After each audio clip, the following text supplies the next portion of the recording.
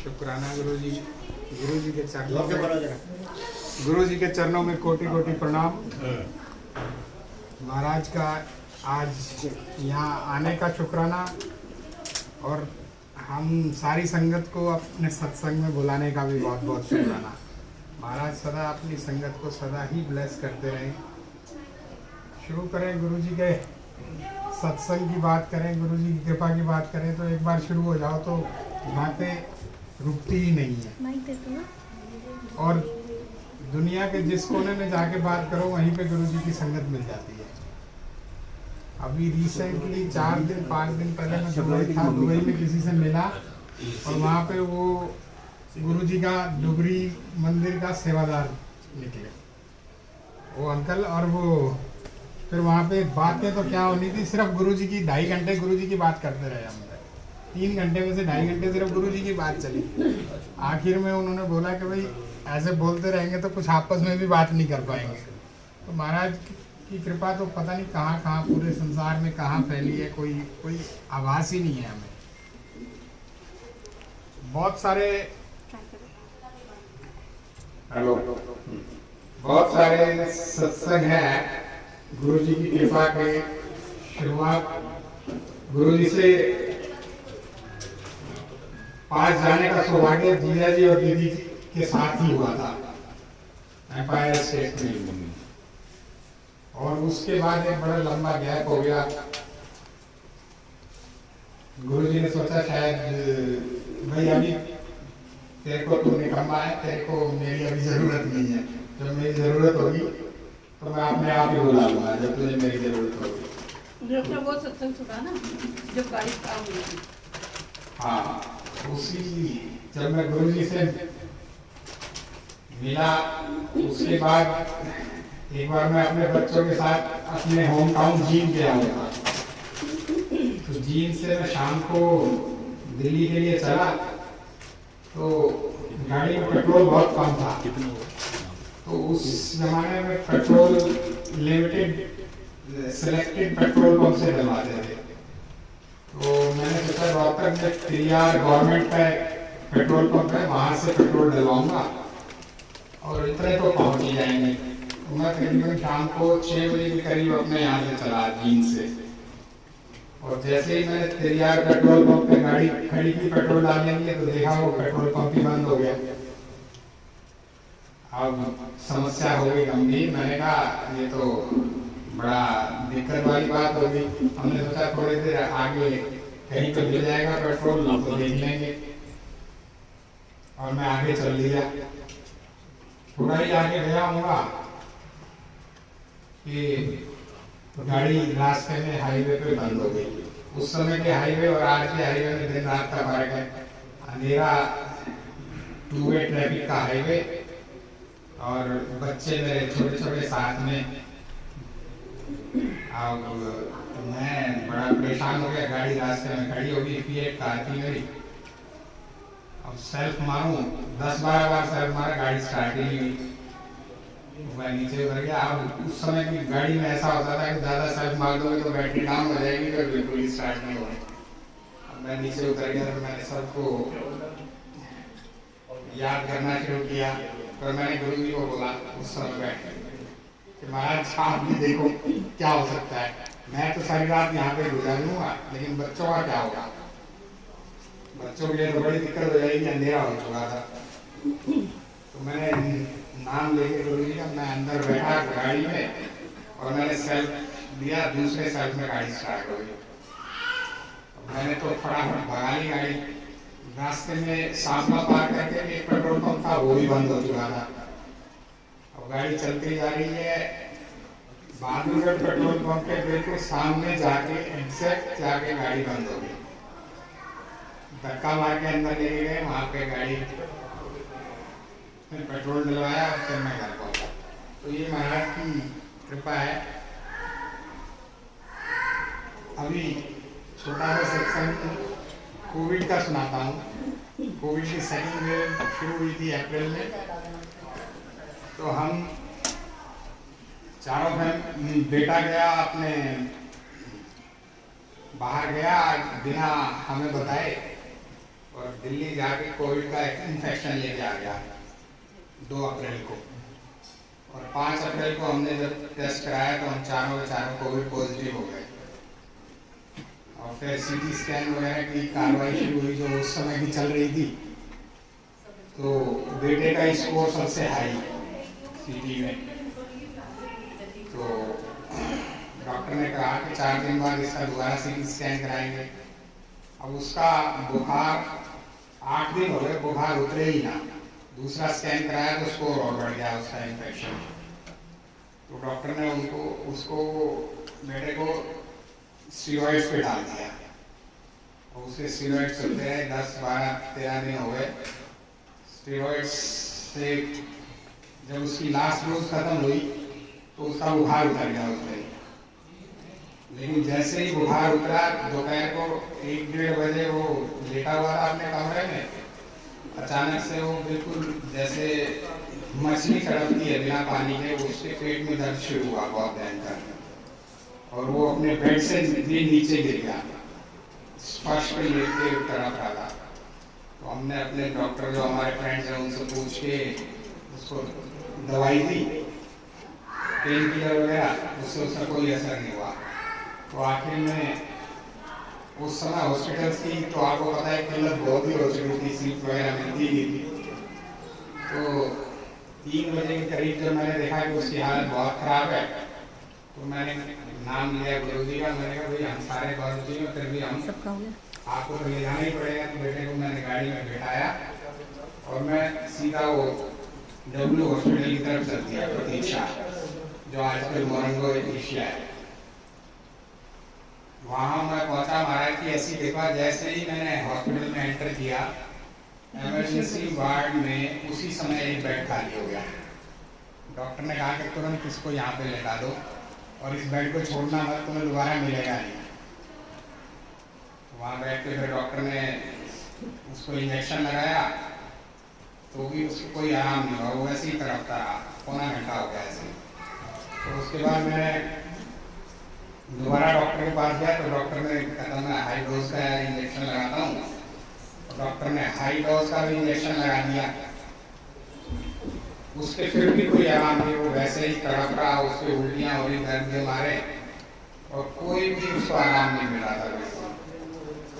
फिर पूरा 1 घंटा बीत गया तो मैं फिर डॉक्टर के पास गया, तब तक तकरीबन 5:30 पौने 6 बज गए थे। मैंने डॉक्टर से पूछा तो डॉक्टर बोला मेरे प्रोटोकॉल में ये लास्ट इंजेक्शन है, अगर इससे आराम मिल गया तो ठीक है, अदरवाइज फिर इसकी सीटी स्कैन की आप पेट की अपॉइंटमेंट ले लो और इसकी इमरजेंसी सर्जरी करनी पड़ेगी। तो सर्जरी के नाम से उस टाइम में तो बहुत ही घबरा गया, मैं अकेला ही था, मैं ही घबरा गया। मैं सोचने लगा, फिर मैंने कहा कि अब जो भी है जो होगा देखा जाएगा, महाराज की जैसी मर्जी। और सीटी स्कैन की मैं अपॉइंटमेंट ले ली, तीसरा उसको इंजेक्शन दिया गया, फिर भी उसको कोई आराम नहीं। उसको सीटी स्कैन का टाइम मिला रात के 8 बजे। तो उस समय में आप सबको पता ही होगा 7 बजे 7 से 8 आश्रम से बड़े मंदिर से मंत्र जाप आते थे 7 से 8 बजे कोविड में। तो 7 बजे मेरे फोन पे नोटिफिकेशन आया, हम रोज ही सुनते थे। तो उस नोटिफिकेशन के आते ही मैं उसके पैरों की तरफ बैठा हुआ था, वो पेन में लेटा हुआ था और मैंने हल्की सी आवाज में वो मंत्र जाप शुरू कर दिया। अब कोई 1.5 या 2 मिनट भी नहीं बीते होंगे कि वो एकदम उठ के बैठ गया और मेरे को एकदम से बोला पापा मेरे दर्द खत्म हो गया। तो मैं एकदम हैरान रह गया। मैंने कहा बेटा ये बता कितने % तेरे को आराम मिला? मेरा पेन खत्म हो गया, चलो घर चलो। तो मैंने कहा कि मैंने सीटी स्कैन की तो अपॉइंटमेंट ले रखी है, कहते जरूरत नहीं है वैसे तो चलो। पर क्या मैंने सीटी स्कैन कराया, जब हम सीटी स्कैन के लिए वेट कर रहे थे तो वो बोला, कहता मैं लेटा हुआ था, मेरे बहुत दर्द हो रहा था, अचानक से मेरे कान में ना बड़ी हल्की आवाज में गुरुजी के मंत्र जाप की आवाज आई। तो मैं सोचने लगा ये कहाँ से आ गई आवाज। और मेरे मन में एकदम से ये आया और मैंने भी मंत्र जाप शुरू कर दिया। और देखो महाराज के मंत्र जाप का इतना ज्यादा पावर थी उसमें कि उसका 1.5 या 2 मिनट में नहीं लगे हमें और वो उठ के बैठ गए। उसके बाद महाराज की ऐसी कृपा रही, विदिन उसको बाद में पथरी का दर्द का पता लगा और 7 दिन के अंदर उसकी पथरी भी निकल गई अपने आप से ऑटोमेटिकली। एंड वो एक जैसा बुरा समय था उस समय से भी महाराज ने बिल्कुल सेफ एंड साउंड बाहर निकाल दिया। महाराज की ऐसी कृपा है। जब जितना चारों तरफ जितना देखते हैं, जिससे बात करते हैं, सब जगह यही पता लगता है कि महाराज के पास तो सिर्फ अनकंडीशनल सरेंडर करोगे सब कुछ मिलेगा। एक ही बात है बस कि जो मेरे लिए सही है महाराज बस वही करो। कोशिश यही हमेशा रहती है कि जो सही हो वही, उसी की इच्छा भी रहती है। और ये भी है बाकी हम तो अगर महाराज की कृपा ना हो तो हमारे जो प्रारब्ध है हम प्रारब्ध के कारण काट ही नहीं सकते। इतना बड़ा बैगेज लेके आते हैं हम इस लाइफ में। जितना भी महाराज का शुक्राना किया जाए उतना ही काम है। एक छोटा सा सत्संग, मेरे साथी सेवादार है मंदिर में, मैं भी मंदिर में संडे नाइट को सेवा करता हूँ, किचन में सेवा रहती है मेरी। तो एक साथी सेवादार है, वो नवीन शर्मा अंकल है, उनका भी एक छोटा सा सत्संग में शेयर इसलिए कर रहा हूँ कि बहुत सारे अक्सर मैं सुनता हूँ कि महाराज अब तो है नहीं, सब काफी लोग ये बोल देते हैं अपने मन में। कभी बहुत सारे लोगों के मन में संदेह भी आ जाता है कि जब तो महाराज है नहीं, अब क्या कृपा करेंगे। तो पिछले साल शिवरात्रि का फंक्शन था, उनके गले में एक सिस्ट हो गई थी। वो सिस्ट धीरे धीरे ना बढ़नी शुरू हुई। तो 15 दिन 20 दिन पहले से भी शिवरात्रि से तो उन्होंने डॉक्टर को दिखाया, तो डॉक्टर ने उसकी ना बायोप्सी के लिए बोला। उन्होंने बायोप्सी करा ली। बायोप्सी कराई तो बायोप्सी में रिजल्ट आने तक उनका जो वो वेट कर रहे थे, लेकिन वो सिस्ट ना बढ़नी शुरू हो गई और चेहरे पे दिखाई देनी शुरू हो गई। तो डॉक्टर ने कहा कि इसका बायोप्सी का रिजल्ट जो भी है, इस सिस्ट को आपको रिमूव करानी पड़ेगी। अल्टीमेटली आपकी इस नर्व को दबा देगी और आपके लिए दिक्कत हो जाएगी। तो उन्होंने कहा ठीक है। डॉक्टर ने कहा कि मैं सर्जरी का टाइम आपका फिक्स कर देता हूँ। तो उसने कहा कि मेरा शिवरात्रि के फंक्शन के बाद करना, शिवरात्रि में मेरी सेवा है। तो ये मीनवाइल उनकी वो भी आ गई बायोप्सी की रिपोर्ट, और लकीली वो नॉन कैंसर और वो रिमूव करनी थी। तो शिवरात्रि में वो बड़े फंक्शन में दरबार में डेकोरेशन की सेवा में रहते हैं। तो उस दिन रात को 12 बजे के करीब दरबार में उतरे, तो वहाँ सेवा उनकी लगी हुई थी। तो वहाँ बैठे बैठे महाराज के स्वरूप को देख के कहते महाराज डॉक्टर कहते हैं सर्जरी करानी, आपसे बड़ा कोई सर्जन नहीं है, हमने तो यही सुना है। मैं हूँ यहाँ पे, आज तो आप मेरी सर्जरी आप ही कर दो और दूसरे के पास मत। आप विश्वास नहीं करोगे, वो 6 बजे जब वो दरबार से सेवा करके निकले तो अराउंड 50 to 60% वो सिस्ट वाज गॉन, और 7 दिन के बाद वो बिल्कुल ही गायब हो गया। और डॉक्टर आज भी ये बोलते हैं कि it is a miracle. Miracle है कि मेडिकल में हमें तो नहीं समझ आया कैसे हुआ। वो महाराज की ऐसे ही है। इसको मेरे साथ में यहाँ पे भी ऐसे ही हुआ। एक और शेयर कर देता हूँ, दुकान जरा आई होप इजाजत हो। मेरे को भी 2016 मार्च में रूटीन टेस्ट में ब्रेन में ट्यूमर डिटेक्ट हुआ।